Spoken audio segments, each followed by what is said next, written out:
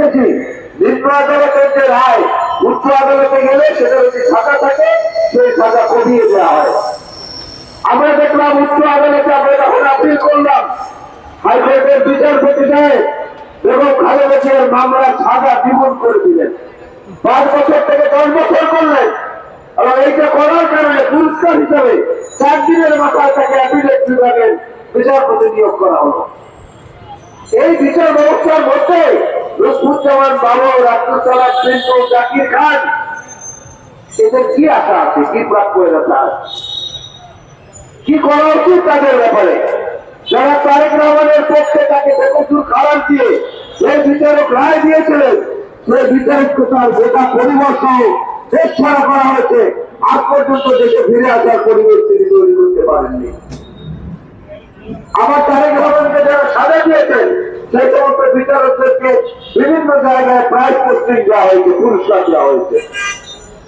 গোটা বিচার বিভাগকে নিজেদের স্বার্থে ব্যবহার করে খায়রুল হক বিচারপতি, খায়রুল হক ও বিচারপতি ওবায়দুর রহমান, ওবায়দুল হাসান এদেরকে ব্যবহার করে মানুষের ন্যায্য অধিকার যেটা ভোটের অধিকার, যার ভোট তাকে দেবো, যাকে খুশি তাকে দেবো এবং দিনের বেলায় দেবো এবং ফলাফল যেন সঠিকভাবে জানবো আমরা, এই অধিকার থেকে বঞ্চিত করা হয়েছে এই বিচার বিভাগকে ব্যবহার করে।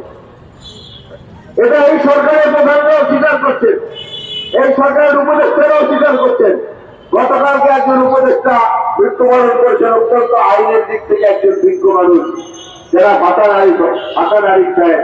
আমরা রাস্তার মাত্রার কামনা করি, একজন ভালো মানুষ ছিলেন, আইনের ব্যাখ্যায় উনি অনেক কথা বলেছেন জীবিত থাকাকালীন সময়, কিন্তু বাস্তবে তার প্রয়োগ আমরা এখন পর্যন্ত দেখিনি। আইন উপদেষ্টা হিসেবে আসিফ নজরুল সাহেব আছেন, আইনের একজন শিক্ষক, ঢাকা বিশ্ববিদ্যালয়ের মধ্যে একটা সম্মানিত জায়গায় তিনি আছেন। তার পক্ষ থেকে বাংলাদেশের মানুষ ন্যায় বিচারের দৃষ্টান্ত আশা করে এবং সেই ন্যায় বিচারের দৃষ্টান্ত দেখাতে হলে বেগম খালেদা জিয়া এবং তারেক রহমানের মামলাগুলো যেভাবে একে একে আইনের দৃষ্টিতে বাতিল হয়ে যাচ্ছে, একইভাবে আব্দুল সালাম পিন্টু, লুৎফুজ্জামান বাবর এবং সাহসী সৈনিক বিএনপির জাকির খান এদের মামলাগুলো আপনার নির্দেশনা হওয়া উচিত।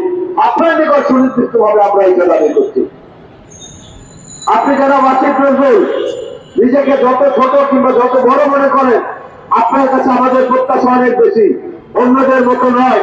সেই প্রত্যাশা পূরণ করে তাদের মুক্তির ব্যবস্থা করবেন, এটা আমরা যেমন চাই, সংশ্লিষ্ট অঞ্চলের নেতা কর্মীবৃন্দ সাধারণ মানুষরাও সেটা চায়।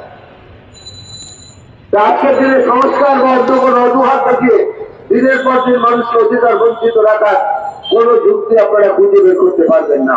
যদি তাই হয় তাহলে আবার বিএনপির পক্ষ থেকে আমাদেরকে জেলায় জেলায় যেতে হবে, বিভাগে বিভাগে সমাবেশ করতে হবে। বাংলাদেশের মানুষ আজকে তাদের জীবন ধারণের জন্য সামান্য জিনিস কেনার মতো সামর্থ্য তাদের কেন নাই? বাজার সিন্ডিকেট কেন ভাঙতে পারছেন না? কেন কালো বাজারে মজুতদারীদেরকে ধরতে পারছেন না? কেন সীমান্ত হত্যা বন্ধ করতে পারছেন না? কেন বাংলাদেশের মানুষের সাহসের এবং বিশ্বাসের উপর ভিত্তি করে যে রায় আপনাদের পক্ষে দেওয়া হয়েছে সেই রায়টার যথাযথ বাস্তবায়ন কেন করতে পারছেন না?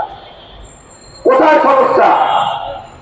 বিশ্বের সবচেয়ে বর্ষসেরা দেশ হিসেবে বাংলাদেশকে ঘোষণা করা হয়েছে আন্তর্জাতিক সংবাদ মাধ্যমে। সেই জায়গাটা সম্মান একটু রাখেন।